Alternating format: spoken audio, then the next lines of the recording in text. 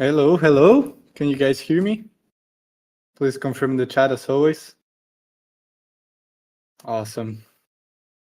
Awesome.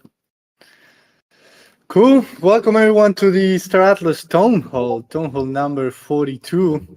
It's always good to have a Star Atlas Town Hall, you know. As always, I have a co-host, Michael Wagner, with me.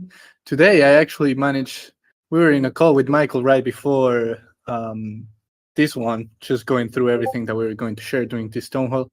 And we left 1 minute before joining the town hall. And somehow I managed to grab myself a coffee. I will have to share that this is the worst coffee that I ever made. I think it's cold, but at least I'm drinking something, you know. It works. So as you know, we also have a community week going on. And this is the week to celebrate the community. Everything that has been going on in Star Atlas wouldn't be possible without the community. So we're taking a whole week to celebrate the Star Atlas community. And as you know, just as a quick reminder for everyone here, well, today we have the town hall, of course. And there's also the Portuguese speaking brew. So if you speak Portuguese, you can go to the Brazilian and Portuguese channel to participate in the Portuguese brew today, if you're interested. Also, we have the Atlas Brew number 100 happening tomorrow, which will have a 100 ships giveaway. So make sure to participate in that one. We'll have different things going on in there. You will have to participate in different challenges. I just posted the link in the chat, so you can go and check that out. Mark us interested so you don't miss the event. Very, very, very, very, very important. So yeah, it's 100 ships that we will be giving away. Also on Thursday, we have Copa. Copa is the Star Atlas Guild competition, where guilds will be presenting live what they have been working on and what their plans are for the future. So if you're looking to make sure to join Copa on Thursday. They're also competing for prizes, really interesting prizes that Dante, are. we are losing Yeah. you pretty bad right now, or at least I am. I don't know if everyone's hearing you cut out like that. Just want to give you, oh, and he is gone. You're stuck here with me. Santi's back.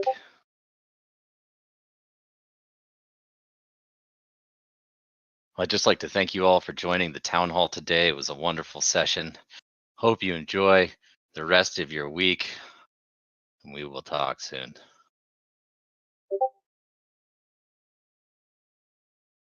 Obviously, guys, I can't do the town hall without my wonderful co-host up here with me. Santi, we cannot hear you right at the moment if you are talking.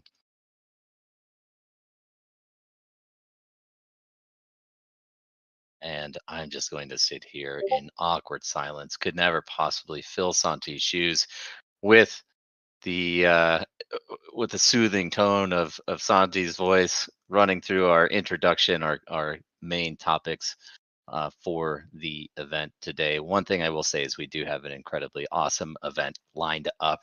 I was going to banter back and forth with Santi about how many people have attempted to frustrate me this morning, but in spite of all of that, I will not be brought down because I'm just so incredibly excited about everything we're going to talk about today. I don't want to overhype it, but we are going to be getting into some dates to some extent. We're going to be talking about really what the roadmap is for this year. That's going to be the bulk of the content. Santi, I see you're back. I don't want to keep rambling on here. Can you hear me now? I can hear you loud and clear. Okay, I had to join from mobile. You know, this is the Argentinian internet just catching up with me. You know, it happens sometimes. Blame Millet. It happens. Blame Millet. Yeah, yeah. Why not? Why not? So I was covering the community week before you lost me. I don't know if I managed to explain what Copa is, but just going back to that, Copa is our guild competition where guilds will be presenting what their plans are for the future, what they have been working on. So make sure to go there and represent your guild during Copa. That's going to be a great event. Also, we have Johnny Awards on Friday. Johnny Awards are the community awards where we're celebrating everyone that added value to Star Atlas for the past year. So make sure to join that one as well. Support who you want to win. Voting has ended already, but it's everyone in that list has been adding crazy value for Star Atlas in many different ways. So it's one of my favorite events at Star Atlas, and it's going to be really good one. You don't want to miss that one either. And also shout out to everyone who didn't make it. There's a lot of people that added a ton of value, but actually didn't manage to make it. So yeah, wanted to have that clear as Yeah, well. Santi just wanted to give you a rest in peace. Thanks for trying. Thank you, Michael. Yeah, of course. Um, and also, I know that a lot of people here are looking for the Sealy code. And the Sealy code for today is Townhall 42. Very easy. Altogether, Townhall 42. So go make sure you get that on our Sealy links. So you can get the Atlas Brew Badge. Attend all the events, and so you don't miss the Atlas Brew Badge. So now, Michael, I think we can get on the main topics, unless you have anything else we will chat about with me here live. No, man, no. I was trying to cover for you while you were away there, but generally just really excited for today. As I was getting at the majority of the conversation today is really just to give you all some updates on what we've been working on and what we intend to work on through the course of this year. I know we've been pretty light on sharing any details around a roadmap. We've been working on, and Dom specifically has been working on getting one ready for publishing. We have some big stuff included in there. We have some exciting kind of unannounced projects that we've been working on as well. I won't share everything, but yes, this is essentially the leak day. I want to get people excited. I honestly, genuinely have never been more excited about the future of Star Atlas than I am right now. I've said that a lot of times in the past, but man, I don't know, Santi. It just feels like with I'll tell you a little story. So all the way back and we've got a big agenda, so I'll try to make this quick. But going all the way back to the inception of Star Atlas, and through early 2021, I can't tell you how many times like Jacob, Danny, myself, Pablo, we're looking at the unfolding of events in front of us and just saying, man, everything is so serendipitous. It's as if the universe wants to see Star Atlas get created. Everything was working out perfectly. Now, of course, through the history of the company, not everything has worked out perfectly. You and I have often talked about the duality of life. You need all of the good or all of the bad to fully appreciate the good, and we've gone through those ups and downs through the company, but we're actually back on the upswing.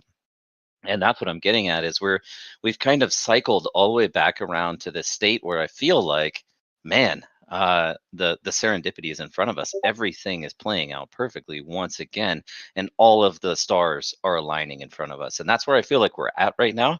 I feel like we are in a much better position foundationally as a company for everything that we've already built, and what we're prepared to kick off on this year and years to follow. But we are in such a good position right now. And so that's why I'm so excited about talking about this. It's not to get you guys overly hyped. It's because I'm extremely excited about this, and I really think we have a super promising year ahead of us.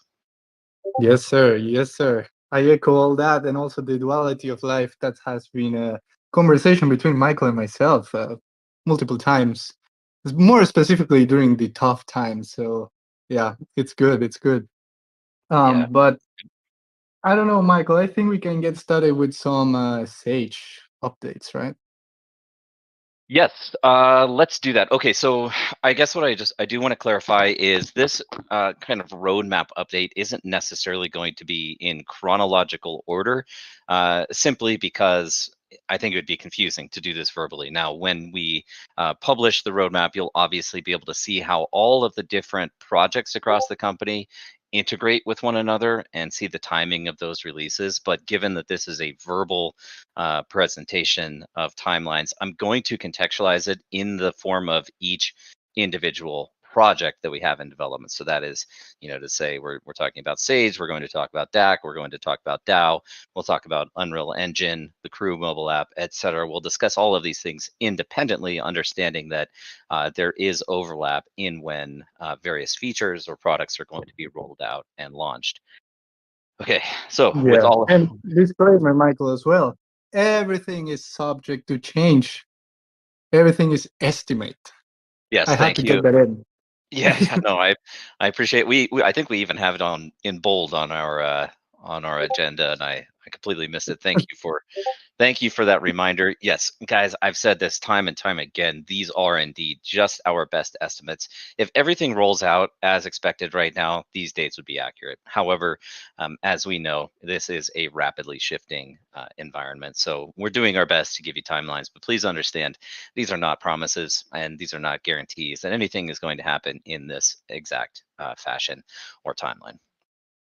So, Cool. one thing I can tell you though, that is guaranteed is before we even get into Saged and what's happening with Starbase, which is the very next release, is officially announcing today that on Thursday of this week, we are actually going to be making another change to Faction Fleet. So we are going to be reducing Faction Fleet rewards by an additional 33% off of the original amount. That would be a 50% reduction from where it is today. And what we're going to be doing is increasing SDUs per minute by 33% as well. So SDU scanning now has a maximum discovery rate in Sage of 2,000 units per minute. Now, this is really just an interim step. Chris, who's actually going to be joining us today, is really trying to bring in line the balance between the potential and capacity for material production or raw resource production in the game with what is our essentially Atlas emission gating mechanism, and that is the SDU. Now, I don't want to go on too far of a tangent here because Chris, I'm sure we'll talk about it. And I don't want to necessarily throw them under the bus, but one of the other options we had would have been to nerf crafting rates. So you could reduce the amount of production in the economy to bring it in line with the SDU discovery rate. That said, I was in favor of continuing forward with the higher production rates. And now through this interim change, we're going to be bringing the SDU discovery rate up a bit, which will further balance resource extraction with things like redemptions of RFRs, etc. Now, this is an interim step, and I do want to officially announce today as well that when we go live with Starbase, that is all of the core features, and Starbase could roll out over, effectively over a couple of weeks. I'll get more into what we're doing here next, but when we go live with the core feature set of Starbase, that is Sage Starbase, we are going to completely sunset Faction Fleet. So I will, again, I think we're going to get into this a bit further in the next section, but just realize that Faction Fleet is, yep, I mean, you guys have called it, probably 4 to 6 weeks away from being fully deprecated. Nice. Classic. So yeah, some big news dropped right there. So I love the reactions in the chat. RIP Faction Fleet, people are saying. It had a good run though. Had a really good run. It had a pretty incredible run. I mean, there were definitely some ups and downs in there. A lot of the evolution of Faction Fleet was, I would say, at least unanticipated by me. I'd love the Malay. I thought it was a Fueda, but my Spanish is not good, as you know. So anyway, I'm seeing that meme. That was pretty hilarious. But even things like transitioning over to the player-driven crafting economy of R4 and the impact that had on Faction Fleet. But it's a little over 2 years running. 2 years and a quarter? So I think it's time that we send that off on its way and move people into active gameplay reward mechanisms. And look, at some point in the not too distant future, not going to cover anything on this really today, but I can tell you there are fleet rental programs in development right now, and we're having discussions with some of these different teams. And to the extent that we can get fleet rentals and ship rentals available inside Sage and Unreal Engine and beyond, that's something I'm very excited about. So, Absolutely. yeah, Absolutely. That is huge. I think just looking at myself, Santi, with what I have to manage and the limited amount of time that I have, I personally can't wait to get rentals online so I can just sit back and collect, my rental income off of my fleets. But I digress. Yeah. Yeah. Very important. Very important. But I think we can get more into Starbase right now, Michael. As everyone knows, here, the next iteration is going to be Starbase, and a lot of people are aware of what it is. We'll cover it regardless here. Um, but just really quick, Michael, what's the stage of Starbase right now? Yeah, right? When is Starbase coming out? So to your point, I mean, what is this? This is the transition out of more of the solo style gameplay that we have in Sage today, where you're focused on extraction, mining, crafting, and primarily your income mechanism is through request for resources. The council RFRs is how you're earning Atlas. But just so everyone's aware, as we transition into Starbase, this is going to be a more collaborative style of gameplay. However, to the question of when, well, we are looking at opening up the private beta access on our community private test server this week, probably the end of this week. If you're in that private test server, you've signed NDAs and you've been coordinating with our team. So this week we are looking at getting the first iteration of Starbase into the private test server. Now, again, even in the private test server, this is not going to be every single feature, but it's going to be a lot of the features to get things started.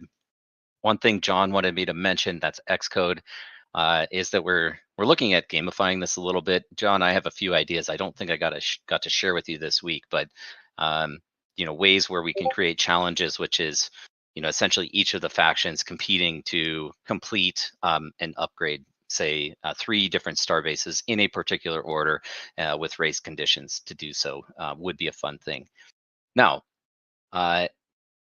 depending on the results of that community testing, this private beta access, and any improvements or fixes or changes that we need to make, we would be looking at. I want to be conservative here, but could be 2 weeks, could be 3 weeks, could be 4 weeks before we You said see. it. 4 to 6, maybe? Nah. I don't think it's quite 4 to 6. I think it's a little bit before that. But again, that's after we go live, after we get some testing in. Let's see what the results of that are. The one thing I would note is that I personally am less um, uh, driven by ensuring that we get something out quickly in this particular release. There was a period of time, especially towards the end of last year, that it was critical for us to get anything out. And that's where Sage Labs was really born. I think we're in a pretty good position with the performance and usage of labs today, and so we do want to make sure that this one's a bit more polished coming out to you. If it takes an extra week or two, that's okay. But what we're looking at is taking this feedback in from the community and getting you all access to the new version of Sage Starbase as soon as possible. Yeah, and Michael, on that, I know a lot of people are asking how to get on the testing and all that. We will be looking not for this one, but for the future. We're exploring options on how we will create a council for future community testing. And our idea is for that council to be voted by the people, by the community. So stay tuned on that one as well. Announcement of an announcement right there. I also think that there will be. I know we haven't really formalized a structure around this. Some of this was, kind of applying and submitting your interest to participate. When we went through the first round of selection, we did look at people's experience with beta testing and their capacity to actually contribute to improvement of the product. So, we understand everybody wants to get in and experience this, but what we were looking for specifically were people who could help produce reports and inform us on the development process. So it wasn't just about getting the first and earliest access. It was about making sure that what we released to the public was a superior product than going into that. So we are looking at formalizing more of that beta access qualification process, but I think it's something probably for later in the year. Nevertheless, we do want to think through ways that you can actually engage in the ecosystem today and demonstrate how much you're involved in the ecosystem today, and use that as a qualification in the future for getting early access. Yeah, absolutely. So now, Michael, I think we can get a little bit more into details on what Starbase is. How will this transition to Starbase change the overall labs gameplay people are used to play? We are not going to be playing solo anymore, right? And by the way, I will try to switch to my computer again, so be right back. Okay. Yeah, I will. I'll jump in and take Santi's question while he's rebooting there. But yeah, I would say it's fair to claim that you are no longer going to be solo player completely inside Sage. As it stands today, there's certainly some level of collaboration in terms of marketplace trading, or the controversial subject of OTC trading. But the reality is you're primarily working on creating probably RFRs for yourself, maybe crafting redemption recipes of ships or other items, NFTs that you can claim. But for the most part, we're seeing the activity flow through RFRs, which means you're doing everything you can to produce these RFRs for yourself and claim that atlas. So the big difference with Starbase, and there are a couple of points that I do want to emphasize here, but the big difference with Starbase is that you are now going to be collaborating with the rest of your faction to upgrade these Starbases that are on the maps. Now, in the same way that with Sage, we had pre-populated Starbases throughout this galaxy of Gallia, there will still be a pre-population of Starbases. You're not starting from scratch, and you're not starting from tier 0. All of the Starbases will start at tier 1, and again, they will be pre-populated around the map. Now, as opposed to extracting resources and following a crafting recipe for these RFRs will be going away. The request for resources will be going away. Okay, so that is no longer the Atlas earning mechanism. Not going to be crafting RFRs. The way that you will earn Atlas in the future is based on crafting components and compounds and depositing those or contributing those to the upgrade of Starbases within your faction. Now you can upgrade these Starbases. You're also going to be responsible for maintaining and restocking these Starbases. And so all of these are economic sinks in the game. And the way that you will ultimately earn Atlas is through the earning and redemption of LP. Now, there's a lot to be said about LP. I'm actually going to, hold back here because I know Chris is joining us shortly. He might have some comments on that. I don't want to overstep here. But what's also really cool about this version of Sage is that you are going to be participating in character progression, if you will, progression across the council rank system. Now, we do not have the council rank restrictions in place. For anyone that's relatively new, council rank is a progression system that has embedded restrictions on the sheer scale of your operation. I'm not going to get into specifics on that. I think a lot of people know what it is. You could always reference the Sage game manual, though, for more details. But you are going to be essentially pre-leveling your character. And I do want to point out that we did this specifically. It was very important to me that going into the transition into these new systems, these new progression systems, or anything that would impose restrictions on our existing player base, that we find a way to effectively grandfather people in and at least give them the opportunity to be best prepared for these systems when they are fully implemented.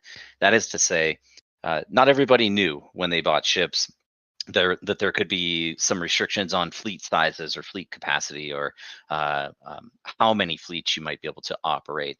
And as a result of that, what we're doing with this system is giving you an opportunity to pre-level, level your council rank, and get prepared for the next versions of Sage. And when we do fully implement things like council rank, but it's cool. You're going to be leveling up your character.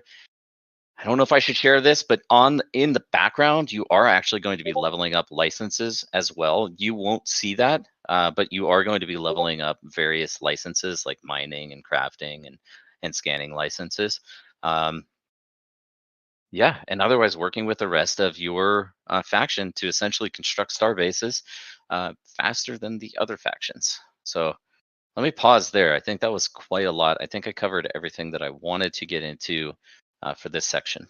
Yeah, you covered a ton. Can you hear me well now, Michael? Please tell me yes. Does anybody hear Santi? Okay, that's a yes. Then a question for you, Michael. Is we're going to need to migrate from one ID to the other, right? From the Yes. game ID. Yeah. And I'm going to totally blame Chris because I was in favor of making it as easy as possible to pull all of your assets out of the game. But Chris said, no, we absolutely have to charge people to get their assets out of the game. The short answer is Get right, all right, Chris. I'm joking, guys. This was my requirement. Yes, you will need to migrate out of the game. This game ID. We've always communicated at some point when we transition, when we have new features and stuff coming out, you are going to need to migrate out of current game ID into the new game ID, effectively the new galaxy, right?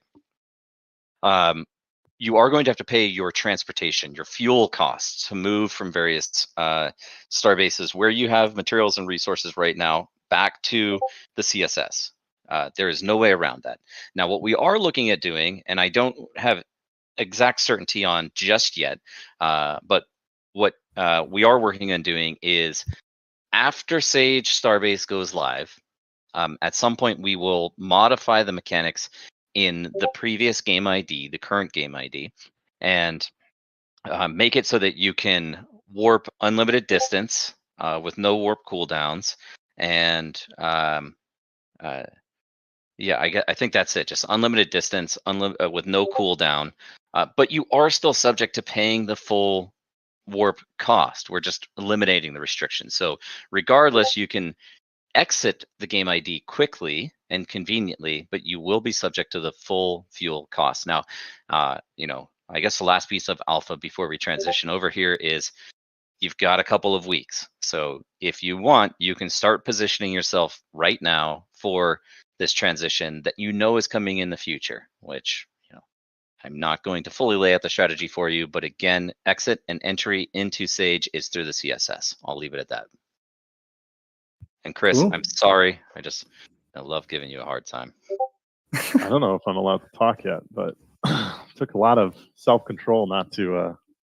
No, I think it's a wise decision ultimately. The way that we've decided to do this Starbase transition from the game IDs. Obviously, you were the mind behind that. Make it easy in terms of the time that the player has to commit, but obviously, be a bit game breaking if people were able to get warps for free. So I think it's a nice happy medium we've landed on. Yep. Great. Hey, and I saw somebody, it might have been Bodhi, asking about the other mechanics. And just to be clear, yes, things like scanning, extraction, mining, etc., those will be disabled. There will be no economic incentives remaining in this current game ID when we transition to the new one. And really all we're doing is creating convenience for anyone that wants to collect all of their raw materials or crafted materials, collect them all, bring them to the CSS, and exit from the game. We're just eliminating those cooldowns and the warp timers, and you're essentially instantly moving around the map, just paying the fuel cost to do so. Yep. And well, I think a formal introduction is always needed, Chris, right? But we have here on stage, we have Chris, our head of game economy. Chris, how are you, my friend? Doing pretty well. Super pumped for the town hall today and extremely excited for the changes that we have coming to Sage over the next couple of weeks and months. and really just to the entire Star Atlas lineup. But I'm specifically here to talk about Sage. Yes.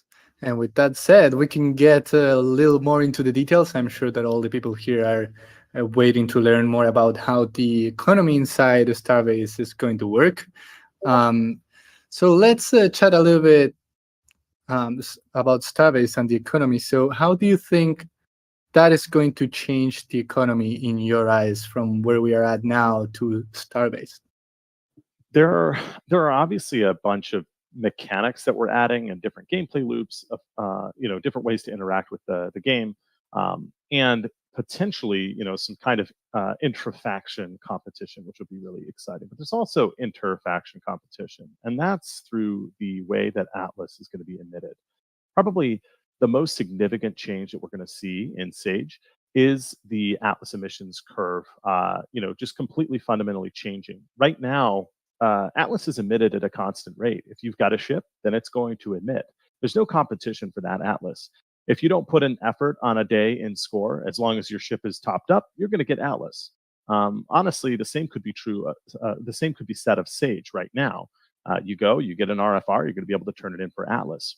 What we're going to introduce in Sage Starbase is going to be a fixed Atlas emission curve. So this means on a daily basis, there's a fixed amount of Atlas that's going to drop.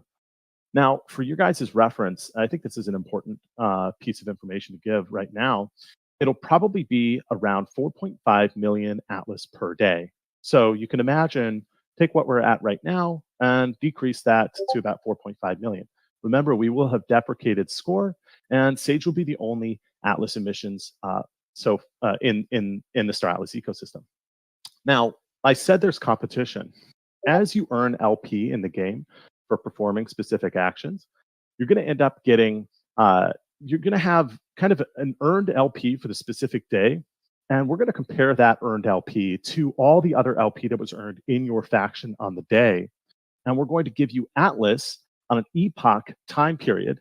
An epoch, we're thinking right now it's maybe going to be 24 hours, still subject to adjustment and change, especially after we start to see the game testers come in. But basically what this means is that if you put more energy, more effort into the Star Atlas ecosystem on a specific day, you're going to have a larger LP share of your faction for that day, and you're going to get more of the Atlas pie that is specifically set aside for your faction. Now, importantly, that 4.5 million Atlas is going to be split up in 3 different ways. 1.5 million per faction. You can imagine that this is going to have a natural balancing effect between the different faction populations. At the same time, there's going to be advantages to being a part of a certain faction. There's going to be economies of scale that come with being in a larger faction. Because we all know there are other ways to make Atlas than purely through the Atlas emissions curve. So that's the biggest change. That's the thing I'm most excited about. And yeah, we'll get more into the specifics of how the mechanics are going to work in a little bit. Yeah, no, that's a huge change. Now people have to compete for that Atlas in-game competition. Gotta love it. The gamers and the players are probably happy right now. But yeah, as you said, there are more economic loops that involve Starbase, right? Just that Atlas missions is the biggest change, but there is more that is coming, right? Yeah, absolutely. So I'm going to try to make this as succinct as possible, but you know me, I like to hear myself talk. So we're going to have Starbase upgrading. Starbase upgrading is going to be the only part of the Starbase kind of construction and upgrading loop that we have. You've heard of Starbase construction, where basically there's just an empty plot of land in the middle of space, and you would construct a Starbase there. For this version of Sage, we're going to start all Starbases at level, I think level 1 is where we're going to start them. So there will be a structure there that you can land your ship on, you can deposit resources, and you can do crafting jobs. But lower level Starbases are going to only have access to specific recipes. So you need to level the Starbase up in order to get more powerful, more advanced recipes. Now, as you upgrade the Starbase, you're also going to get access to recipes that are going to allow you to upgrade the Starbase further, et cetera, et cetera. Now, you're going to start at the Central Space Station, of course, and the Central Space Station is always going to be considered a level 6 starbase. So it's going to start off with the ability to produce everything you need in the game. And you're going to spread out from the CSS to the other starbases over time. Now, as you can imagine, because there's going to be this essential, this loop of transporting upgrading materials from one starbase to another, there's going to be a huge additional kind of freighting gameplay loop to the game beyond what we already have now. We've also got the recipe locking behavior. You're going to get LP from contributing starbase upgrading materials to the starbase. So now there's kind of this dual, there are two different ways to get Atlas. One way is to just sell the materials to crafters, for example, and they're going to craft those materials, and then maybe those crafters are going to sell those crafted materials to transporters, and the transporters are going to transport it to the next, and you can see kind of this economic labor market forming. So there are going to be different ways to get Atlas through the market, but also, of course, contributing those resources directly to the upgrading process in order to get LP. Another new feature that we're going to have that I'm really excited about is upkeep. Starbase upkeeping is going to also reward the player with LP. And I should also say, all of the actions that I'm talking about in this little tidbit here are also going to contribute XP to the player. So the player is going to get XP from the different actions.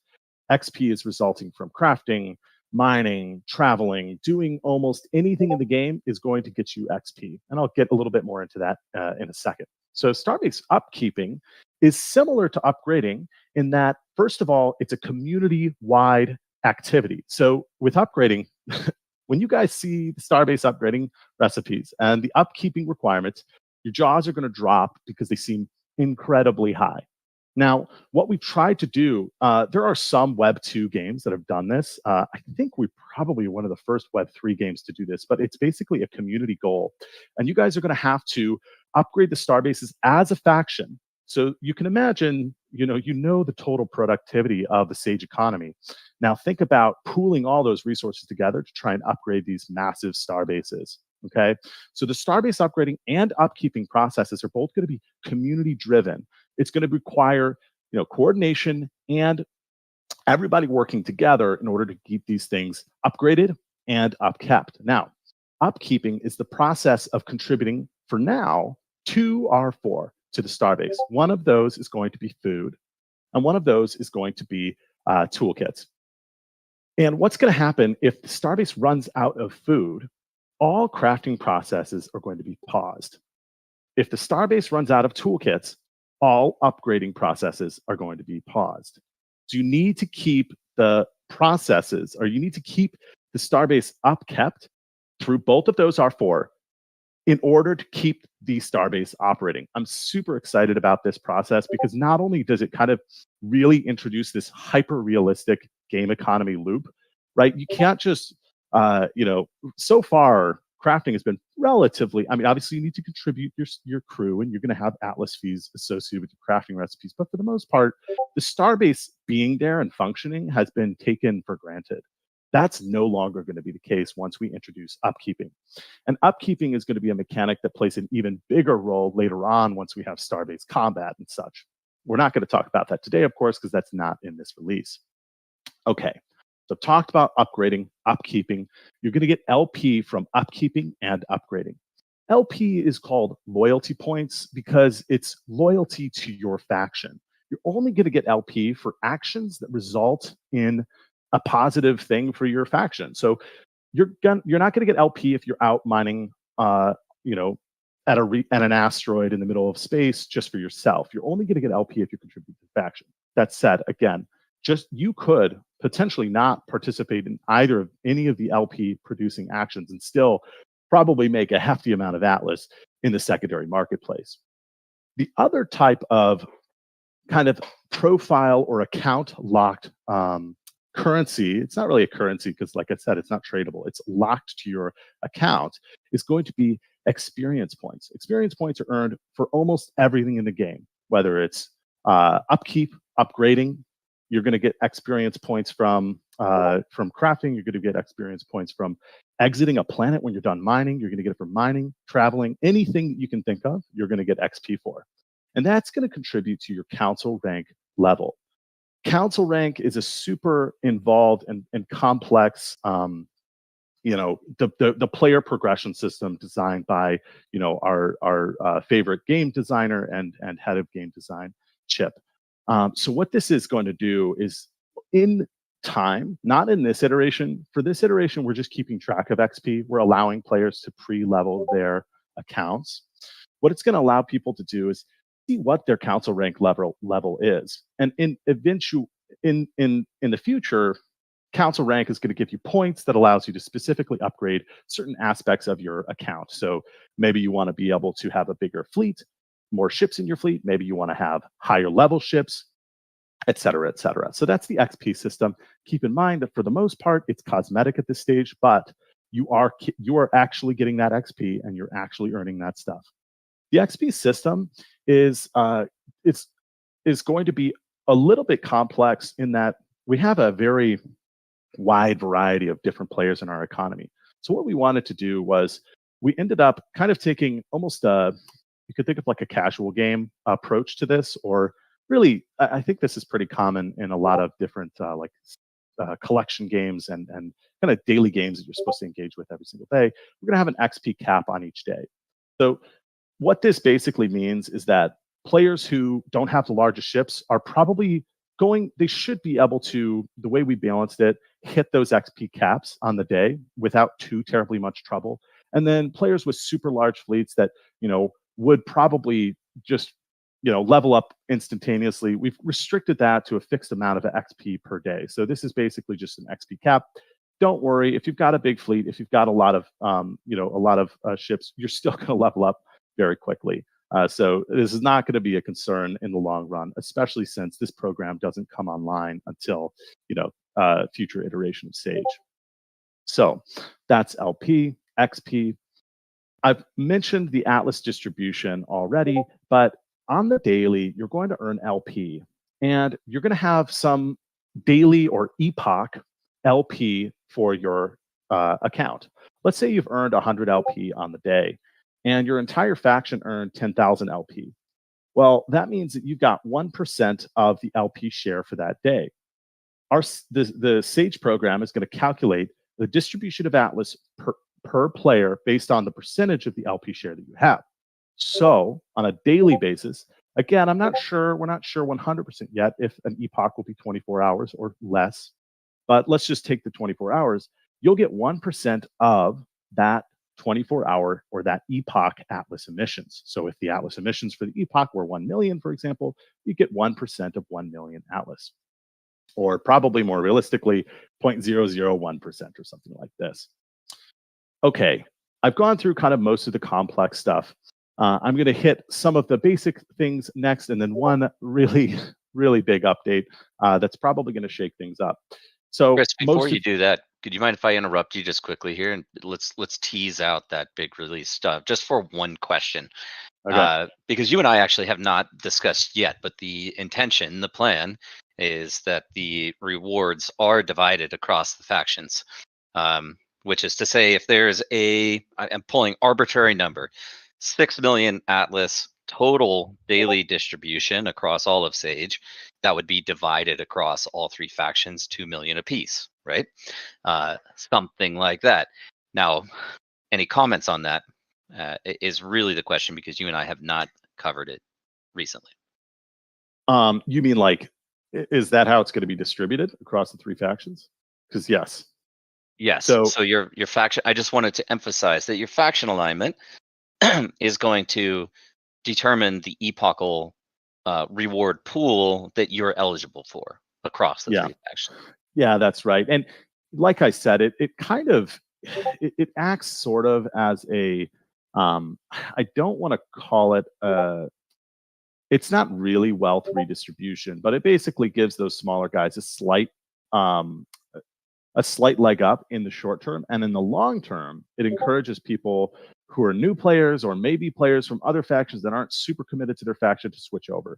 I don't anticipate in the long term this having a huge impact on things. And again, remember, it's possible that there are such strong kind of economies of scale associated with being in mud or one of the large factions, that it doesn't really, it might not, who knows, it might not pay off in game terms to go switch factions.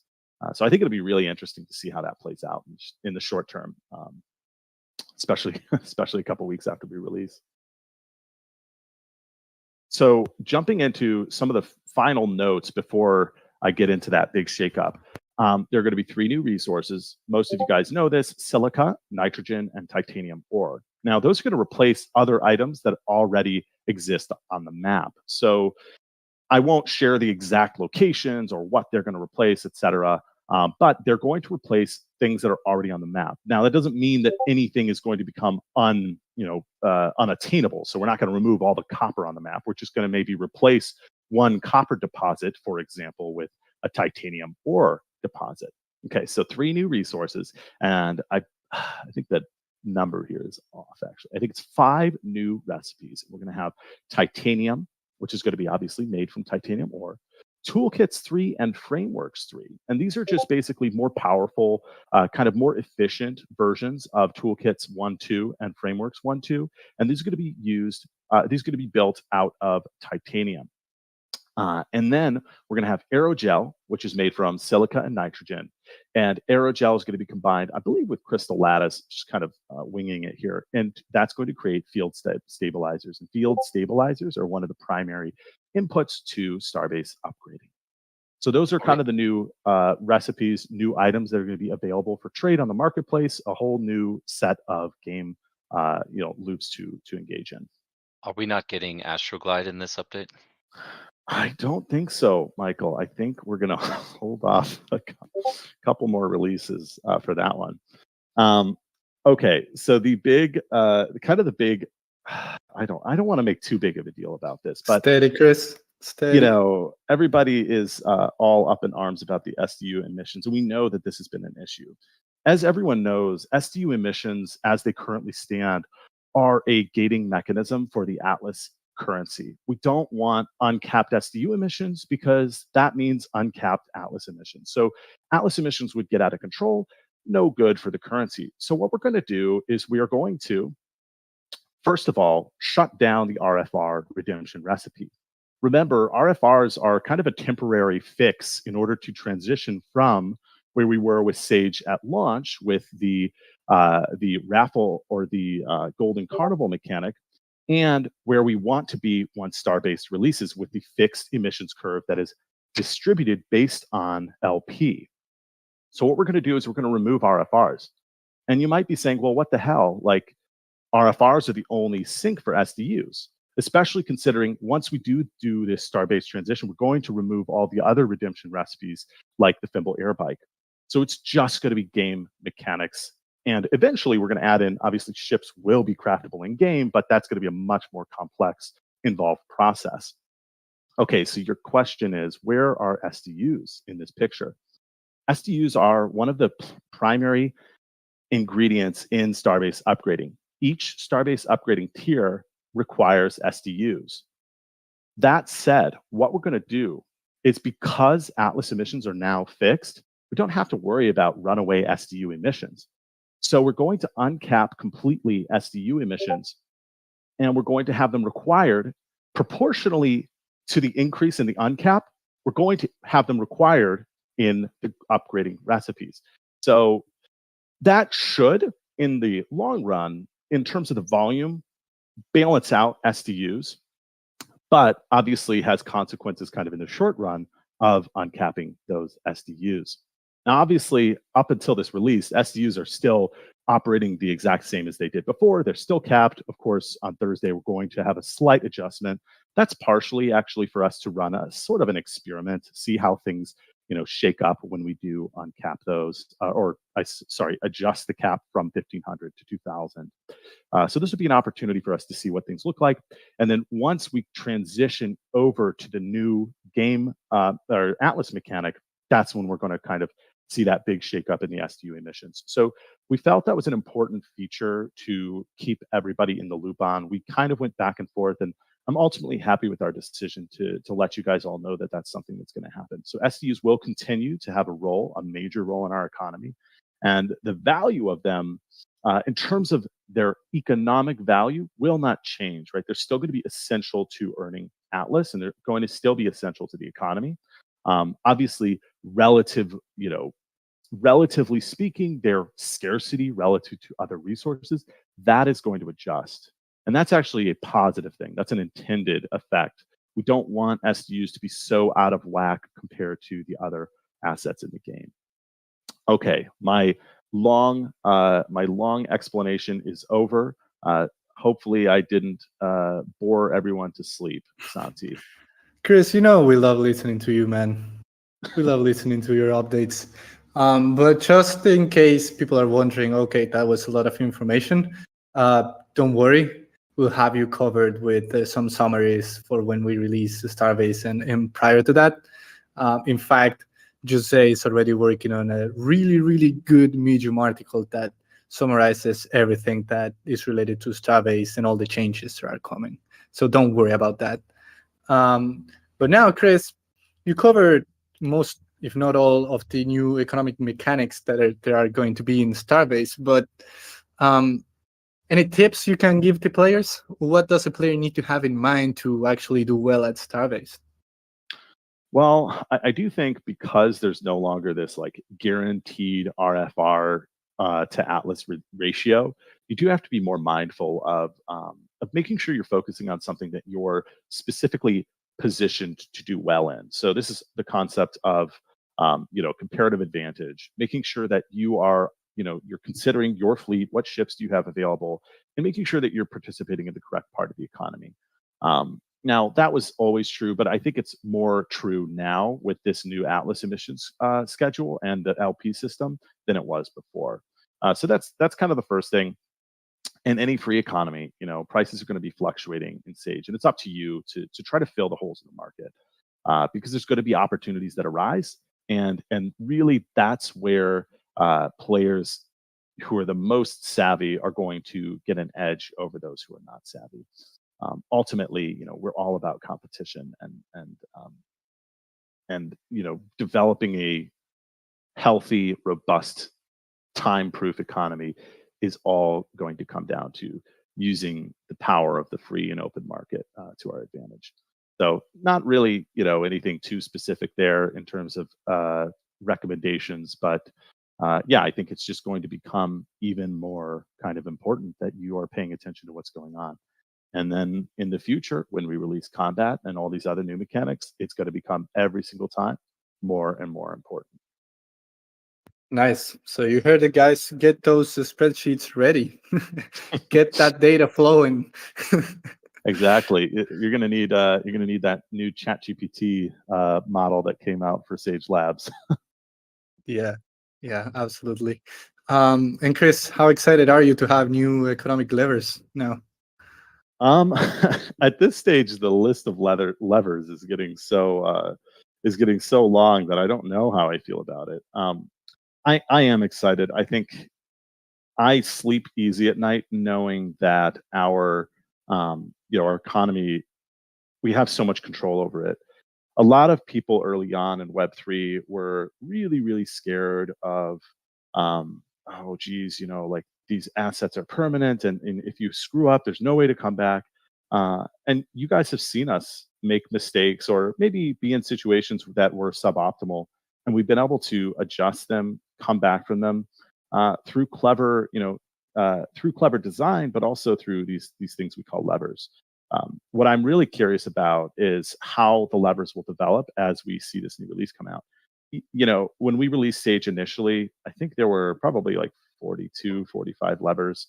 And, we thought we had all our bases covered. And even after we released the game, we discovered, there's something we want to do that we don't actually have a lever for. And we had to come up with the levers on the spot, kind of outside of the game logic, in order to manipulate the numbers, for the game, it's the game data. So I feel really comfortable with where we're at. I think I'm almost playing it a little bit looser this time, knowing that we have the ability to interpret the feedback from the playtesters and the feedback from the economy through our our awesome data pipeline to be able to make those adjustments. So I'm excited. I think it's going to be I have a lot of confidence in this update. Let's just say that. I think that it's going to be a really, hopefully it should be smooth from an economic standpoint. Nice. I'm sure it's going to be amazing, Chris. You will be all over that data for sure, looking at it every day before going to sleep, when you wake up, dreaming about it probably as well. Yeah, that's not far from the truth. I bet. So yeah, man, I think we covered almost everything related to Starbase. So I appreciate you joining us always, Chris. Always a pleasure, man. It's always a pleasure to be here. Thanks for having me, guys. Of course. Our pleasure, sir. Thank you, Chris. Absolute legend, Chris.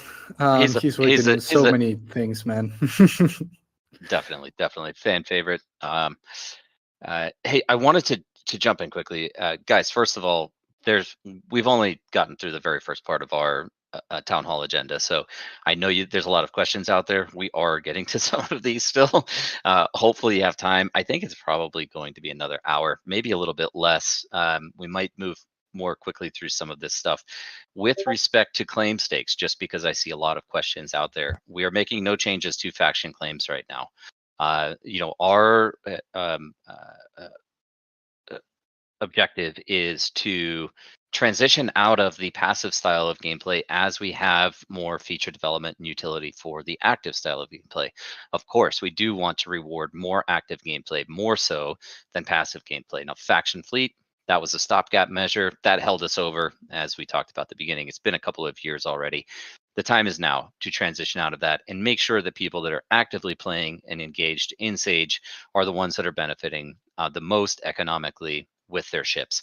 Faction claims we do not yet have in our even in our roadmap for this year. We really need, there's a lot of things up and coming, and actually a number of things I want to mention immediately next that are really exciting, but we don't yet have the any planning in place for claim stakes in Sage just yet. Result of that is that claim stakes will continue to be passively supported in faction claims for the indefinite future. Nice.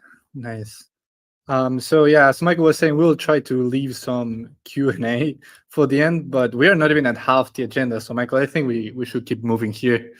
One thing that everybody knows that is coming after Starbase is combat. Anything you want to share on that?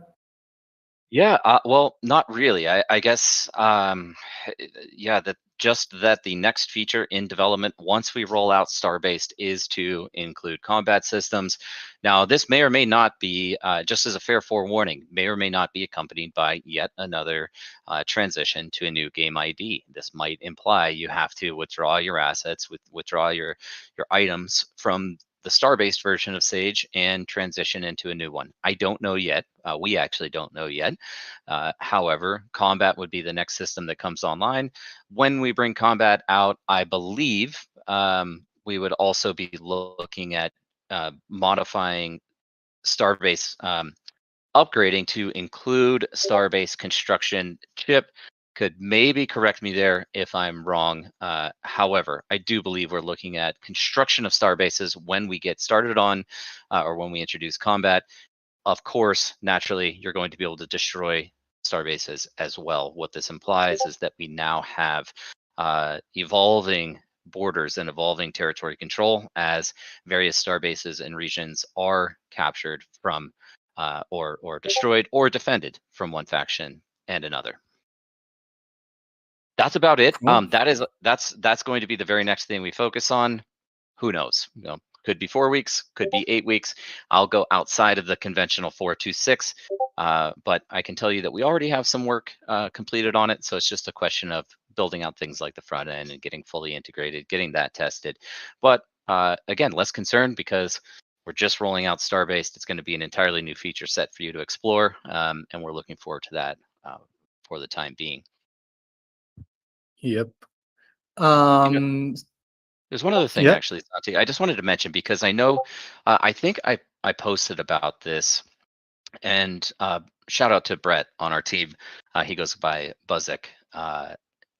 on Discord, he gave me the breakdown of what the player profile or Star Atlas account rollout is going to look like. There were 4 different points, 4 different phases of all of that. I'm not going to go through all of those right at the moment, but one of the immediate features for player profile is the ability to manage this game session hot wallet. So permission setting for a game session wallet that can enable things like auto approve of transactions, and you can retain all of your assets in a cold storage, fully secure cold wallet, hardware wallet.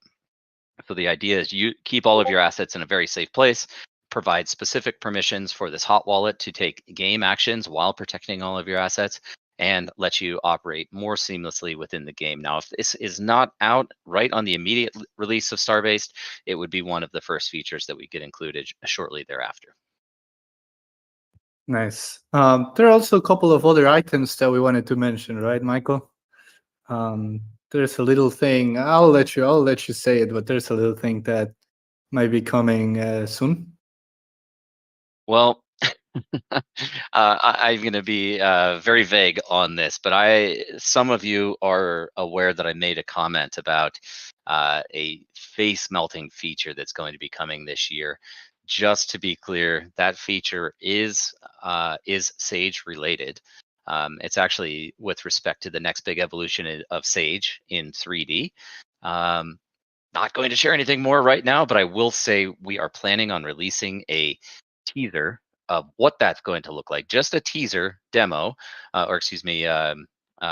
video of what you can expect in Sage in April. So sometime in April, we're planning on releasing that. Again, Dom said it, it's an announcement of an announcement, nothing playable in April. This is just a teaser of what we have cooking on Sage in 3D. Little announcement of an announcement. Yes, exactly. We have to do it, That has to happen. You know what? This thing, I mean, I wish I could share more right now. And while we were chatting, actually, Santi, you, Danny, and I, and a couple other people were on a call this morning. I know he wanted to leak it, and if Danny wants to leak, it's a big deal. But we're gonna hold it back a few more weeks, and we'll get something into your hands, likely in April. Nice. There are 2 more things here that we have written down, Michael. I'm not sure which one you want to cover next. Well, I'll go quickly through these ones. So first and foremost, we are looking at ways right now of bringing some utility to CSS plots /habs /crafting stations into Sage. The earliest you would see any of that is sometime following the release of Sage Starbase. Probably after combat systems get integrated as well. But just so everyone's aware, if you own those CSS plots now and you purchase those during start sequence and you have things like a crafting bench or a crafting station, we're looking at ways of including that into the game and creating some utility for those items. And then finally, I know something everybody's really excited about. I am also extremely excited about is the Star Atlas crew. And there's a couple of different applications of crew, but should we just get into it, Santi? Should we just get into kind of crew cards, mobile app, and where we're at on all that? Just one sec. I see people in the chat asking about the memories. We will be distributing the memories for Mission 2 shortly, so don't worry about that. They are already staged and should be distributed very soon, just for everyone asking in the chat. Don't want to cut the momentum here, so let's go to the crew side of things, Michael. Yeah, I don't think Jacob will mind, but just and I mentioned this in Foundation Room. I hope it's not too personal for him, but Brave Target, Jacob, our CTO, co-founder, just had a third baby. Actually, just had a baby, so he has been kind of out of pocket for a couple weeks here, and just taking care of bringing a new person into the world. So everyone give Brave Target a congratulations on that. He'll be working on, sometime in the next week or so on those memory distributions. Yeah. Everyone is allowed to tag Brave Target right now in the chat and give him congratulations. Absolutely. Sorry, Jacob. He's probably sleeping as we speak, but hopefully anyway. Yeah, I hope he can get some sleep. I know how tough it is to get a newborn. So yeah. Let's get on the crew side of things, Michael. I don't know where you want to start here. Let's Well, did you mention already about the Sage part? Well, just I think what I was alluding to is that there are actually multiple applications, multiple utility points for crew members. I'm excited for all of these. This goes down to, first and foremost, crew member is your avatar in Unreal Engine. It's your playable character in UE. It is necessary for ship composition, ship loadout, the way that you place crew members in your ship as we navigate into the next phases of both Sage and Unreal Engine. The 2.2 launch is going to have full ship configuration, which implies that you can customize your crew member loadout within your ship, and that is going to directly impact the attributes and stats of each one of your ships. I also think it's super cool the way we're doing this, that you're going to be able to, for the first time, use crew members as your PFP. Now, I think I'm actually going to leak something here. Do it. Never shared this. The number of crew members is going to be quite large. Just to give you all some rough numbers that we have from Econ right now, is that our crew member liability for existing ships out on the market. So you guys will recall, if you own a ship now, this is like a fully equipped ship. You have components, in some cases upgraded components, and you also have crew members that will be airdropped with these. So the existing ship liability is something like 2.1 million crew. Now, I expect that we'll probably see a liability of upwards of 2.5 million crew by the time we get to what everyone is referring to as a snapshot, and I'll clarify on that as well. Probably have something like 2.5 million crew. Now, what we're likely to do is release a total of something like 10 million crew. This is all still in discussion, all subject to change, but we are looking at minting about 10 million crew.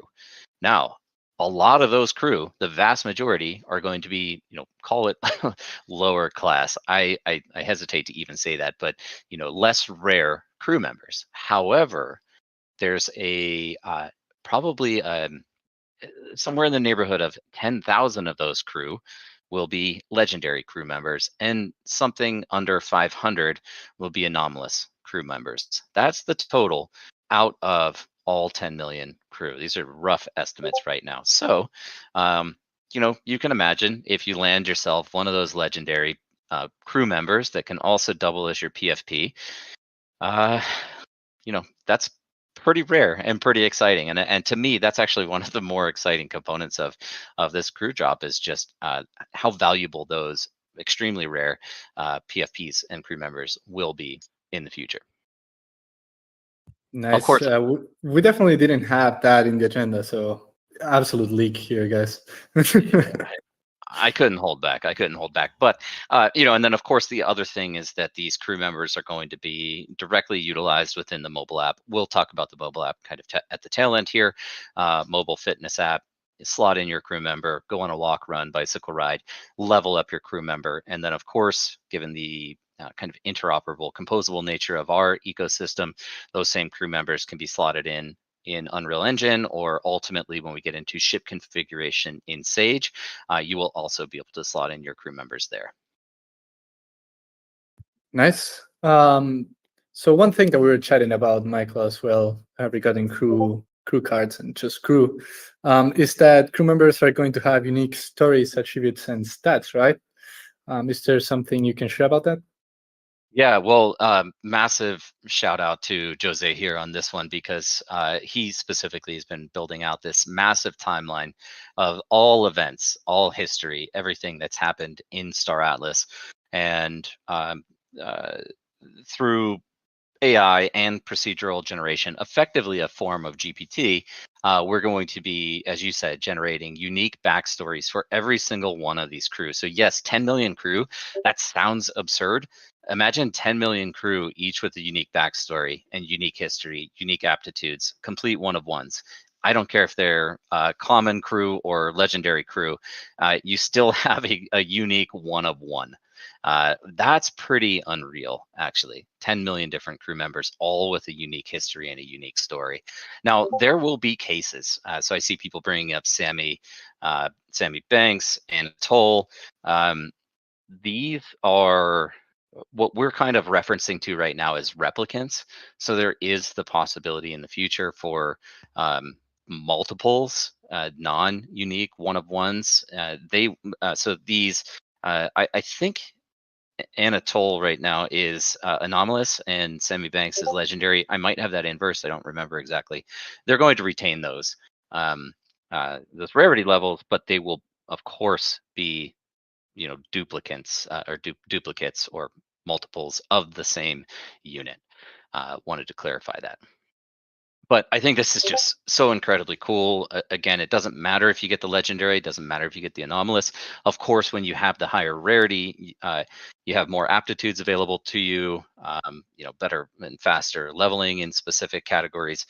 But every single one of these is a unique crew member that you can just fully embrace and associate yourself with.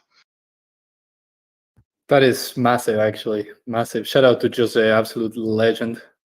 And I know this is a question that a lot of people have. So how they will be able to get the crew cards? I know a lot of people probably know already as well. But we heard that by just owning Stratless ships right now, you will be able to get them. You touched on it a little bit as well. But how will people be able to qualify for the quote-unquote airdrop? How is that going to work? Yeah, well, I mean, I think we've said this over and over again, so our existing community is probably well aware, but if you've been purchasing any ship assets from us since the GAL Phase 1, which was September of 2021, all of those ships and any ships that you hold right now are eligible for this airdrop. Now, the airdrop is going to consist of, again, various upgraded components for all ships. The ranges are kind of subject to the ship and the original pricing model, and then the repricing that came through with V2. We actually have literature out there that you can read about how we reconciled previous pricing with the new pricing model and adjusted various components that are distributed with ships as a way of accommodating that.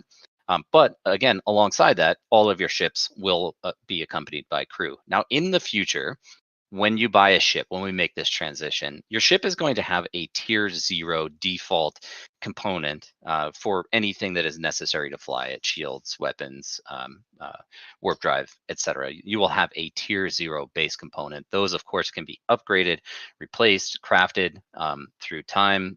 Things like ship mastery in 2.2 will contribute to the loot that you get and your ability to modify your ship over time. However, when you buy that ship in the future, you will need to buy crew separately. You will need crew for your ship to operate it, and you are going to need to purchase that crew through these crew packs that we will be selling. So as of right now, the only thing you need to do is just hang on to your ship. I think we're going to talk a little bit about here next about the process. I don't know if I want to jump into it just yet. So let's stick to the agenda, and yeah, we'll talk about when and how in the future. Okay. Just to recap what you said, Michael, right now, people who own ships will have the crew members included, given the crew slots that they have. So one crew slot, one crew member, and you don't need to do anything as a player to qualify. We'll get into that right now. So we have been doing some R&D on this. So maybe, Michael, you want to cover now what's the tech behind the crew cards? Yeah, well, and I mean, the truth is we're still in the middle of R&D. Sammy and Ryan on our team, I believe, are in the middle of the of the R&D, it is looking promising for compressed NFTs. So that's the CNFT standard. Now, there's a lot of other cool benefits about utilizing something like CNFT, which includes compatibility with other marketplaces. So Magic Eden and Tensor, for example, these crew members would be immediately tradable on those different marketplaces because of utilizing the CNFT standard. Also reduces the cost substantially for minting tens of millions of these crew members. And it allows us, most likely, it allows us to facilitate kind of the next step of the process, which is how do you convert or how do you transition from a ship that is fully equipped and just call it, pre-configured to a ship that is fully customizable, modifiable with individual components. So the way that we think it's going to work right now, this is the information I have right at the moment, is that it is not a snapshot. So you don't have to worry about, hey, I bought the ship on this day. Did I hit the snapshot or not? The way it is going to work is actually through a conversion program. You can kind of think of it almost as a currency exchange. You put $1 into a machine, you get 4 quarters out. It's kind of like that. You're going to take your ship and you're going to send it to this program, and in return, you are going to get the ship hull. You're going to get any components associated with it, and you're also going to get any crew cards associated with it as well. And then, of course, that ship that you sent in, that ship just gets burned. Now, alongside this, we will be transitioning the marketplace over. So there will be a point in time, which we will announce in advance, but I can tell you it's coming pretty soon. There will be a point in time where we remove at least all of the primary sales of any ships that are available in the GAL right now. And we move those over to the new ship hull IDs, the non-fully equipped ships, right? And when we make that transition, if you purchase after that date, after these new items and new listings are up on the marketplace, you no longer have the ability to redeem with all of the benefits, all of the perks. Now, I'll just come out and say right now, we are looking at sometime in mid-April to facilitate the crew drops and crew sales. So, could be 6 weeks away. Again, just to emphasize, all dates subject to change. I'm not entirely sure, but as of right now, I would expect sometime in April we facilitate this transition. So, very important to note. If you and we're going to have to figure out how to support, by the way, the GAL 1 ships that are unredeemed alongside the new the new ship offerings that have been redeemed or are hull only, because it's possible that somebody wants to sell their pre-redeemed ship to another player. We want to support that. And entirely possible for you to buy a pre-redeemed ship. You purchase that, you go through the redemption process, you end up with these crew cards. And what's really cool about the crew cards too, by the way, I didn't mention, is just that these are all completely randomized. We're thinking about putting some probabilistic changes depending on any number of inputs where maybe there's more favorable rates for particular card types. As of right now, it's a uniform card. Everybody has the same probability of getting any rarity of card, but we might throw a little spin on that as we get closer to the release. Was that clear, Santi? Nice. Yeah, I think it was. And I'm sure also people are asking themselves, well, not themselves, asking us, what about the mobile app? What is going on with the mobile app? Yeah. Oh, thanks for the reminder. Yeah, I mean, so the mobile app, we have actually completed all of the front end development on this. So that part is promising. What we're working through right now is trying to figure out where we can pull resources from our blockchain team to work on the blockchain integration into the mobile app. It is, in fairness, lower priority relative to some of the other things that we have in development, specifically referring to, things like the DAO, things like the DAC platform, of course, Sage, and all of the blockchain integration that is necessary for R 2.2. So most likely right now, it's a late Q3 launch. But again, we'll have to see where that actually gets, where we actually find some resources for that. Cool. So yeah, I think that covers almost everything related to crew. And we're not even at half the agenda, so I think we should probably move quite fast through the next few things. Yeah. We should talk a little bit about the DAC platform now. Just one more thing on crew, which I Yeah. didn't mention, and then we'll move on, and that is that the plan is to add utility for crew in Sage as well. Two different versions of this. One is just being able to bring crew into Sage or Starbase at the CSS. Now these crew can be used exclusively for crafting, right? So if you just want to build out a crafting crew, you can do that by purchasing these crew packs and depositing them to CSS. A later version of that, or kind of depending on how the research goes, would be enabling the transportation using transport ships of crew to various star bases, so you can set up these crafting operations at different star bases throughout the map. But in the immediate term, it would be, hey, buy your crew packs, set up a crafting crew in the CSS, and then keep all of your ships fully employed. Speaking personally, I think half of my ships are probably unemployed right now, technically, because I'm using them as crafting crew. So I think some big utility in that as well. Yeah, that is quite massive for sure. Yeah. Okay. Now let's get to the DAC platform. Yeah. We just released an MVP. Well, we just finished the MVP technically. We did. And Santi, I'll tell you what, man, I am going to try to wrap this up in about 10 minutes. So probably blaze through this. And then I do want to leave some room for questions. I don't think we've done Q&A in a while. So to your point, yes, we just released and really and deployed what we consider the full MVP of the DAC platform. Some of the latest changes that came out. By the way, if you haven't seen it or didn't check the announcement, there has been an additional release since the original release a couple weeks ago. So things like the intro page is now fully mobile friendly. In fact, the intro page was completely reworked. I think it's kind of much prettier than the landing UX UI originally. The manage view, it now highlights the DAC you own and the DACs that you're a member of. The Explorer view no longer shows your DACs pinned to the top. The name case of the DAC is now consistent throughout the application, so uppercase, lowercase, etc. The owner of the DAC is now listed as such, listed as an owner of the DAC and a member of that DAC. You can also assign members to specific roles, organize your DAC with the roles manager, and you can also approve or deny multiple applications within a single transaction. This kind of goes into a big part of our philosophy around identifying efficiencies with batch transaction processing. That, of course, is not only superior from a gameplay perspective, it also helps keep costs lower, even though costs are quite low. And really the big thing for me that's up and coming would be, and I don't have timelines on this right now, but things like adding the DAC treasury with multi-sig support, would be using squads multi-sig for that, or at least that's the leading contender right now.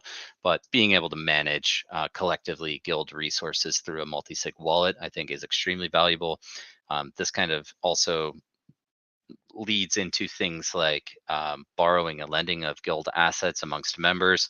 You have a guild treasury in that wallet of some ships, and you can recruit new players. Maybe they don't own an asset, but you can lend it out through player profile. You can let them borrow that ship, go play, maybe share in revenue with the DAC, or otherwise just let them use the asset and learn how to play.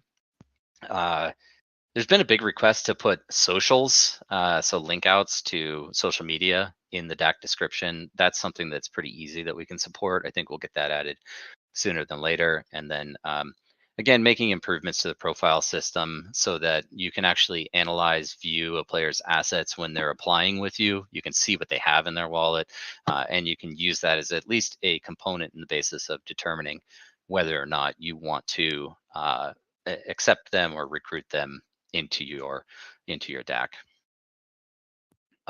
Nice. I did see a question here from PG, and I just want to PG, I had mentioned, so with Starbase, if not immediately available, one of the very next features that we add on the release of Starbase is a game session hot wallet integration using player profile into Sage. What that implies is you essentially don't, you can keep all of your assets in your ledger, but all of your transactions can be auto approved, seamless, all happening in the background as you play. Cool. Michael, should we cover a little bit about the DAO? We should. I know this is something that a lot of people have been asking about. Trust me, it is something that's highly important to me as well. What I can tell you is that we have not yet even begun any discussions about when can we prioritize DAO. My best guess on when we're going to be able to do that is really the end of the second quarter here. So probably think May, June before we start looking at getting the DAO reprioritized. However, the plus side is that we are planning on getting work done on the DAO this year, and it's probably going to happen in the second half of this year. And the feature set that we would be looking at immediately supporting is adding that proposal and voting mechanism into the DAO. And realistically, once we get proposals, once we get voting officially online, on chain with communication or discourse forum, there we have a very solid basis of a V1 of the DAO. And from there, what's most exciting about that is that gives us access, and by us, I mean us collectively as a community, as a group of people, gives us access to the DAO treasury. As much as right now, we would love to take your guys' feedback and guidance and say, hey, why don't we use the DAO assets to do X, Y, Z? Why don't we use the DAO assets to even build the DAO?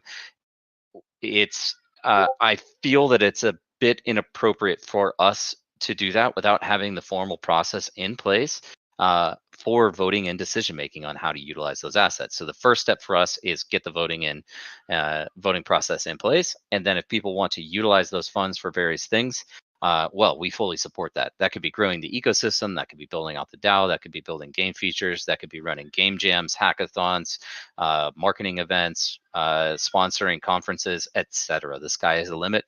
That DAO is sitting on a couple $1 million right now. I will say, and I don't say this lightly, and it does require a lot of additional kind of legal analysis on our end right now. However, from what I've seen from a lot of different game projects in the space right now, and maybe they're just taking excess risk, but revenue distribution seems a completely viable path, especially for the DAO, and especially in the scenario where this is not just a pure passive distribution of assets from the DAO, but actually requiring some contribution, some participation. So if you want to be eligible for distributions from the DAO, you have to go in and you actually have to participate in voting.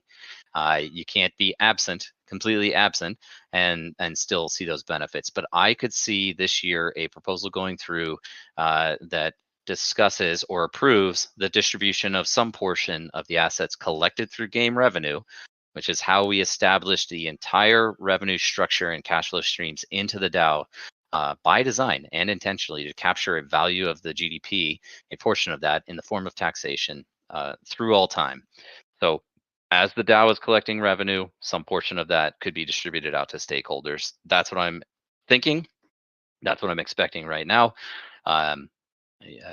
Will lawyers sign off on that? I don't know, but I'm seeing a lot of it happening right now, and I'm seeing a lot of promotion of things like revenue distribution. And to the extent that we are no longer, which we are not, the majority stakeholder in the DAO to this day, I think it's a perfect application of what our DAO is capable of accomplishing. There's one other thing really quickly going to mention here, and we are currently discussing, and I'm strongly advocating for a permalock structure. Maybe a little shout out to Virtual here, because I know he's been asking for something like this for a while. When I say a permalock structure, what that implies is there will be no way to recover that polis once you contribute it to the DAO. Now, that is effectively a burn mechanism. However, for anyone who's heard me speak previously, I am not an advocate for burning value as a way of perceptively creating value for the rest of the ecosystem. It's actually not, when you see people burning tokens, that's not creating value. It's actually just destroying existing value and redistributing that to the remaining units within an ecosystem.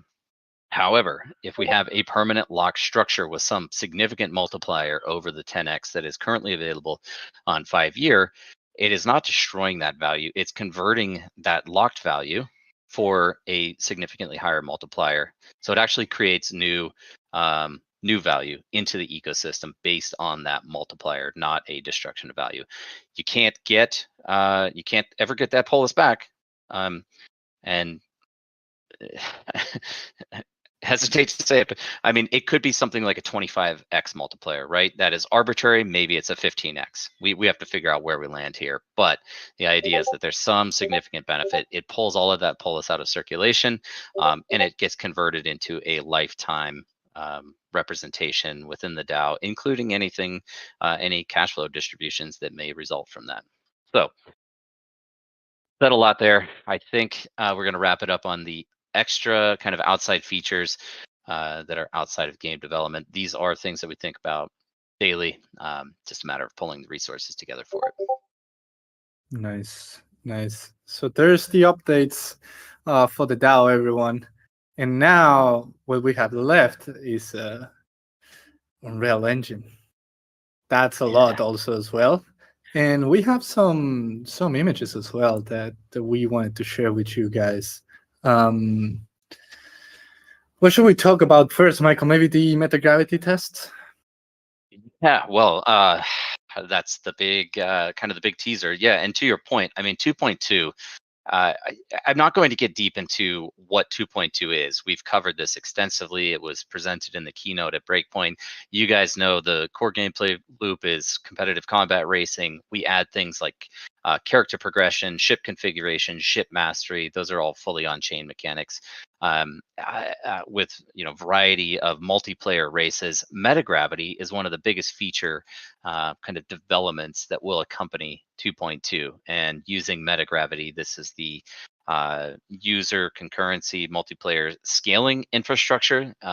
What we've tested through time is anywhere from a couple hundred single or users into a single lobby.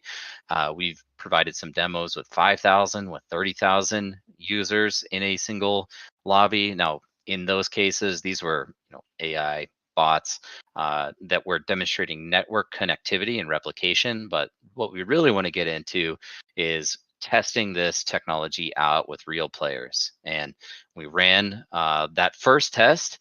When was that, Santi? Was that was in December, right? Right before we went on break? I don't remember, man. Like, time flies here. I don't know. Mid-Jan, Chip is saying in Sigi. Was it mid-Jan? Okay. Wow. Yeah, I'm kind of losing my mind as well. But okay, so that was mid-January. Well, the good news is we have another one coming up. Now, what you might have noticed if you joined the first one, performance was a little bit spotty at best, but we've learned a lot from that. More importantly, we've got a really cool gameplay mode that's coming out alongside this. So it's not just going to be a little social instance. There's going to be things to do, and it's going to be faction-based competition. That's all I've been approved to share about it. So I'm not going to say. We have an image, Michael. We have an image. Well, let's share that image. And I will also say that this time around, we're going to be adding some economic incentives as well. So you can think in terms of and other rewards. In fact, I'll pause, give everybody a chance to see the image. I love the teaser that we shared that has no other players in it, but it is beautiful. By the way, this competition is going to be taking place in the showroom environment, and you can obviously see the new mechanics for jetpacking there. Nice. Yeah, it's a nice looking one, man. Let me see if I can pull this up here. I may crash, by the way, but let's see.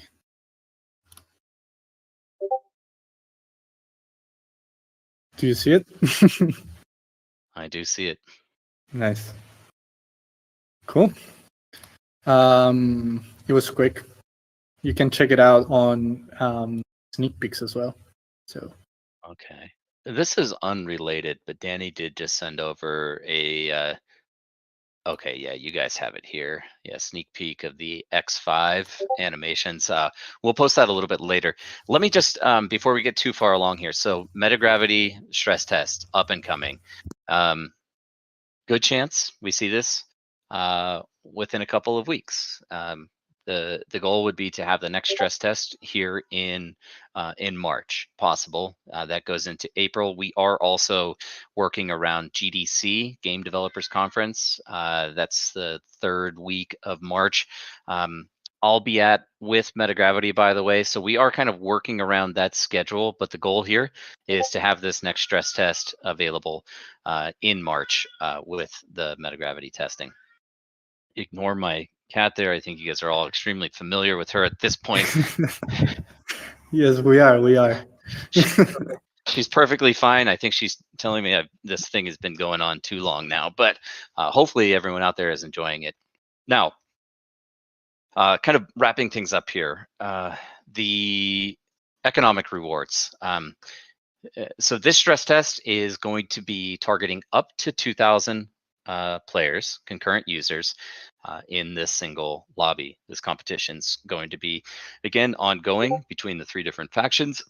Now, we'll be tracking player participation across multiple stress tests leading up to full beta. But for this particular, test, there are Atlas rewards, and there is also an item reward. Now, what is the item? We are looking at distributing crew cards as possible rewards. The crew cards that get chosen, that get distributed, would be based on the faction that wins. Now, what else about the rewards? This is going to scale based on the number of concurrent users that we achieve. If we, again, kind of pulling arbitrary numbers, but if we pull out, or if we get less than 500 users in the server, you will get the base level rewards. Everybody will, and that'll be distributed proportionally based on time spent in the game and kind of how your contribution to the game. If we get up to 1,000 users, there's an enhanced reward. 1,500 users, a better reward. And if we get our cap or close to cap, probably 1,800 users, then you're going to get the highest tier of rewards, which means more rare crew cards get distributed to everyone. It means more Atlas total included in the reward pool. So, and again, we're looking at potentially having this available within a couple of weeks in March. So get out there, tell your friends. If you need game keys, let us know. We're happy to distribute those. But let's get out there and try to hit this 2,000 concurrent player cap. The whole purpose is to stress this system out and make sure we've got good tech behind us. Yeah, more users, more rewards. Works exactly like that. So yeah. Yeah. Should we share the sneak peek while you go through the next few things, Michael? The X5? Yes. Sure. Drop the X5. Yeah. I'll go a bit close or a bit quick through the rest of these. All right. Really, the only other thing I want to cover here are timelines. Everybody's asking, when again? And yeah, this X5 just looks insane. Nobody's really going to be listening to me during this part. But you have to keep going, man. I'm sorry. as to when target dates, again, best estimates, we are looking at having a private beta release of R2.2 at the end of Q2. So June 30th is our internal target date for this right now. When I say private beta release, what does that mean? That means that your game access keys right now are not necessarily going to be eligible for this beta release. We'll be sharing some details over the coming weeks of how you can qualify to participate in the 2.2 beta when that does go live, whether it be June, July, or some later date. Why would you want to participate? Well, not only is it all of the coolest, latest mechanics that we're rolling out, but there's going to be a ton of really good loot that we're including with that as well. Cosmetics and just a ton of different awards or rewards that you can earn that are going to be completely exclusive to beta participation. That beta round, we would probably expect to take a good, 2, 3, 4 months, so we can continue to refine and polish. What we would be looking at is officially a late Q3 release of 2.2. And at that point, this becomes 24/7 live ops, publicly accessible multiplayer MMO. Like, we are officially live as an MMO with the Metagravity integration at that point. Now, again, dates all subject to change, but if you guys just think a little bit about what kind of big events do we have in Q3 of this year, you can probably get a good estimate of when we plan to release this and where we will be announcing it. So Yeah, that private beta, man, that's going to be a spicy for sure. It's definitely something that people are going to want to get access to, and again, we'll be sharing some details on how to do that. So with that said, this is combat racing. It's multiplayer, third-person shooter, still in experimental mode. I see we actually have looks like Danny dropped some images here of gun models. These are looking sick. You want to share those? Ship it, Dominic Bain. Ship it. As I mentioned, ship mastery, character progression, ship configuration. Somebody asked about R4 burn. Yes, I mean, a lot of these mechanics are on chain. So when you're consuming fuel, you're consuming ammunition, those are items that will need to be crafted, maybe by people in Sage, or maybe purchased on the marketplace. But otherwise, it's going to be consuming those same commodities that are being produced through like the Sage implementation as well. I also want to mention, last little thing here. Super early teaser on this, but we did just hire and brought on 2 level designers. Now these are ex-Star Citizen level designers, and we specifically picked them up because we wanted to reinitiate work on the CSS. And so they've started efforts on the ONI Central Space Station, with plans to move them into designs for both Ooster and Mud Central Space Stations. Our goal, hopefully by the end of the year, again, this is much longer term, very uncertain of, but by the end of the year, we'd like players to be able to go into the Central Space Station, select a plot of land that they want, start the bidding process on that particular location, and then ultimately go in, construct their hab, customize their home. Again, this would all be Metagravity supported, so hundreds of thousands maybe, or let's just say tens of thousands conservatively, running around in Central Space Stations. From a business perspective, this opens up a lot of opportunities for things like brand integrations, brand partnerships, advertising revenues, commercial land plot sales, and otherwise moving into this bigger vision of what the metaverse can be in the future. So, all right, man, that was a ton to cover today. That was a ton indeed, man. You need probably like a full bottle of water after this one, Michael. For sure. Yeah, but I did want to save just a few minutes. I actually have another interview in 15 minutes. So why don't we take 1 or 2 questions here, Santi? I'll leave it up to you to kind of pick the best of the best for who to bring up here on stage. That's some pressure right there. But if you have a question, please raise your hand right now. We will let you in. And yeah, I already see a classic one, man. I know this guy doesn't fail, so let's get him in. Good day, everybody. Arnold, hey, man. Sir, this is a throwback, man. This is such a throwback. Thanks for having me. You've done well, Santi. Great stuff. I have a very simple question. You actually just now ended the whole thing with brand integrations. Can we expect Honeyland and potential other similar partnerships to take off anytime soon, or not anymore? I'm just curious what the status is of that. Yeah, definitely. It's a good question. I'm glad you bring it up. We have a number of open conversations with other builders, specifically across Solana, but tease Shrapnel as well. We've been establishing partnerships with different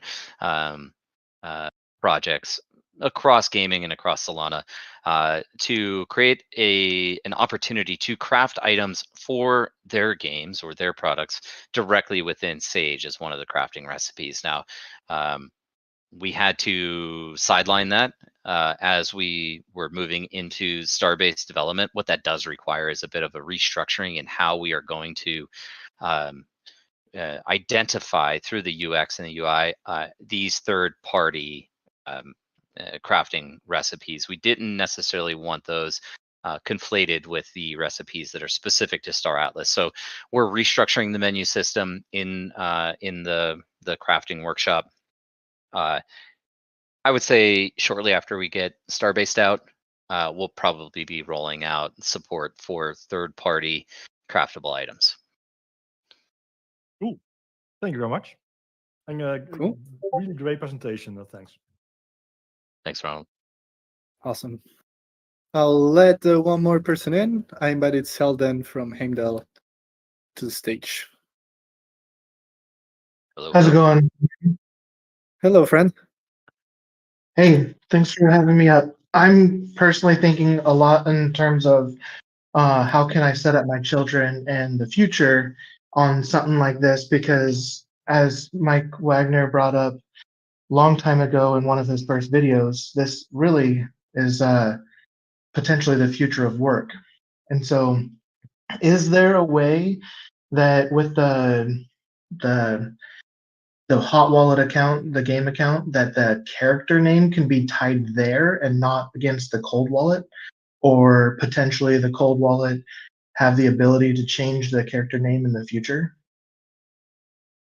I'm going to be honest with you. This probably gets down into a level of detail on how the profile system is designed that I'm not the best person to answer, but the purpose here is to create highly customizable both profiles, characters, and permission management across all of these accounts. So if your question is like, can we have a permissioned account as a profile that can manage game assets in a cold wallet? The answer to that should be yes. This would be like establishing a character under a profile that then has access to specific assets within your hardware wallet. And when you do that, then the character, which I assume is going to be one of your children or your child, then they would have all of the progression under their name. I don't know if that's exactly what you're asking, but short answer is yes, it should be. That's actually what I would appreciate, because not necessarily want to hand off the character progression that I create, but if I had set up a second cold wallet, if you will, and transferred some of my resources there, then they could benefit from the resource, but still have to do the character progression themselves. And then they would be able to benefit from the act of actually playing through it and growing themselves. Yeah, and you wouldn't even need a separate cold storage wallet for that. If I'm again, I'm probably not the best person to articulate this, but you should be able to have a single cold storage wallet, multiple profiles with permissions to access that, and within those profiles you have a character. Now that would be one of your children, or each one separately, just like you were creating another character in any MMO. You would have the set of characters, each one associated with you and children and anyone else. You provide access to the assets that are in your cold wallet to all of those profiles. Of course, you wouldn't be able to all use them at the same time, but if you're not playing and one of your children is playing, then they would have access to those assets. All of the progression with that character would be associated with that profile and that character. Does that make sense? Thank you. Thank you for the question, friend. Cool, Michael. I think we can wrap it up here. I know you have an interview shortly. Yeah, I saw. so- I really do only have 1 minute. I saw Virtual and Bodhi. I maybe bring both of them up really quickly, and I will Okay. just try to give a 2-second answer to those guys. Okay, cool. Brought both of them in. Let's start with Virtual.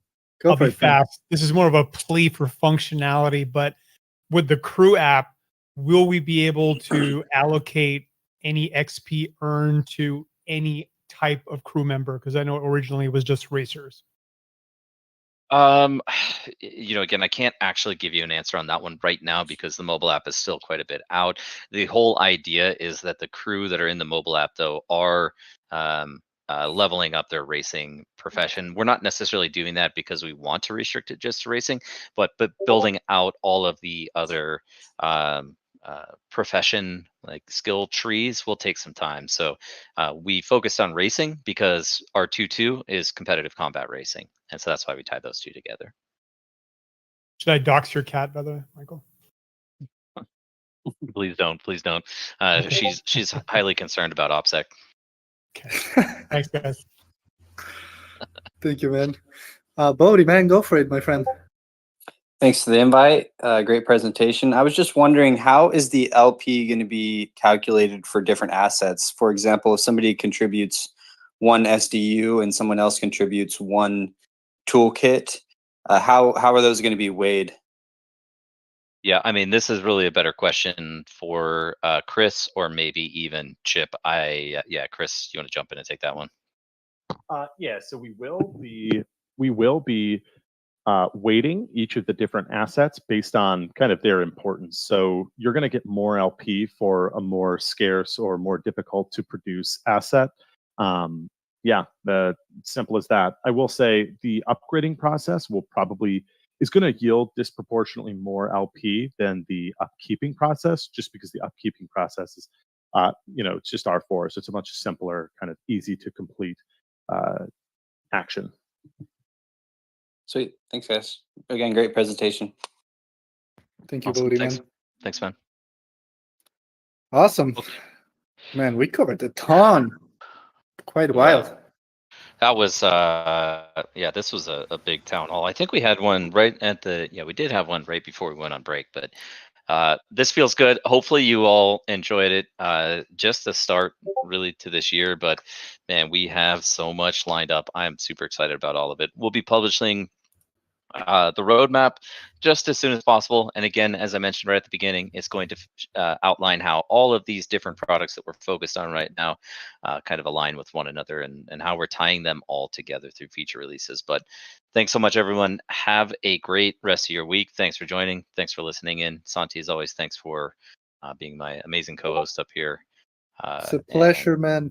It's my pleasure. And everyone, don't forget that Community Week still continues. Remember to go to the very top of the server, scroll up through all the channels, and you will see the Atlas Brew happening tomorrow.